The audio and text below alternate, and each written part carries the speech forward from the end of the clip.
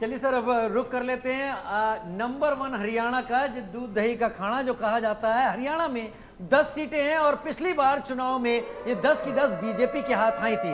इन सीटों को लेकर इन सीटों का प्रेडिक्शन समझते हैं अनन्या। बिल्कुल, कुरुक्षेत्र को सबसे पहले अगर हम बात करें तो कुरुक्षेत्र जहां पर नवीन जिंदाल बीजेपी की तरफ से चुनावी मैदान में है। 2004-2009 में कुरुक्षेत्र से सांसद रह चुके हैं नवीन जिंदाल और इसी बार कांग्रेस छोड़कर बीजेपी में शामिल हुए हैं। आईएनएलडी की तरफ से यहां पर अभय चौटाला चुनावी मैदान में है।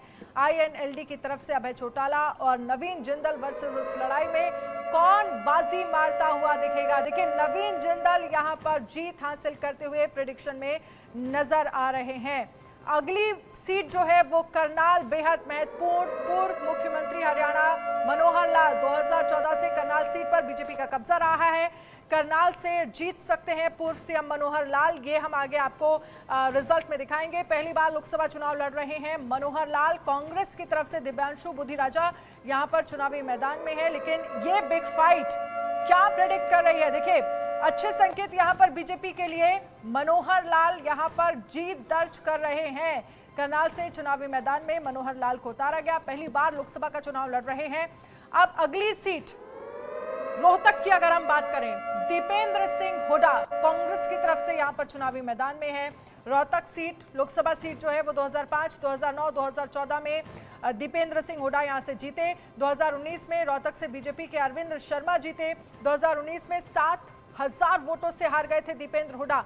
इस बार भी अरविंद कुमार शर्मा जो है वो चुनावी मैदान में है, लेकिन इस बार कांग्रेस के लिए यहां पर अच्छे संकेत। दीपेंद्र सिंह हुड्डा जीत दर्ज करा सकते हैं। प्रेडिक्शन फिलहाल यही कह रहा है, रोहतक सीट जो है वो कांग्रेस जीत सकती है। अगली सीट गुड़गांव की हम बात कर लेते हैं। राज बब्बर, देखिए एंड वक्त पर यहां पर चुनावी मैदान में कांग्रेस की तरफ से राज बब्बर को उतारा गया। बीजेपी की तरफ से राव इंद्रजीत यहां पर चुनावी मैदान में है और राव इंद्रजीत 2019 में भी जीत हासिल हुई थी राव इंद्रजीत को, और इस बार राव इंद्रजीत सिंह को क्या जीत मिल सकती है, यहां पर क्या कह रहा है प्रेडिक्शन। कांग्रेस के लिए अच्छी खबर नहीं है गुड़गांव से। राज बब्बर यहां पर हार का सामना कर सकते हैं। राज बब्बर को लेकर, जो हरियाणा को लेकर अगर हम बात करें, जितनी भी वीवीआईपी सीट्स को लेकर अभी हमने जो एक तरह से जो प्रेडिक्शन दिखाया, आलोक सर आपको क्या लग रहा है। बीजेपी के लिए तो अच्छे संकेत दिख रहे हैं, लेकिन एक बार फिर से, क्योंकि 2019 में भी हमने देखा कि 10 की 10 सीटें बीजेपी जो है हरियाणा में जीती थी। देखिए अनन्या जी, हम पहले वैसे चर्चा कर चुके हैं, लेकिन एक बार फिर से ये कह सकते हैं दर्शकों के लिए जो बाद में जुड़े होंगे कि भाजपा के लिए चुनौती रही है, लेकिन जैसे नवीन जिंदाल आए और वो पार्टी के कांग्रेस पार्टी से आने के बाद भी जीते। हुड्डा जी का रोहतक जो है बड़ा क्षेत्र ऐसा रहा है, पुराना उनका एक आधा शहर उनका माना जाता है।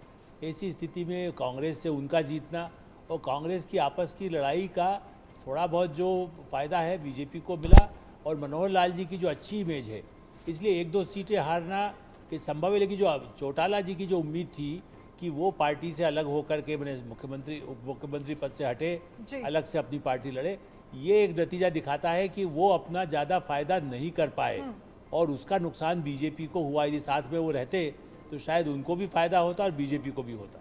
चलिए आलोक सर, बहुत बहुत शुक्रिया। आप सभी खास मेहमानों का हमारे साथ इस चर्चा में शामिल होने के लिए बहुत बहुत शुक्रिया।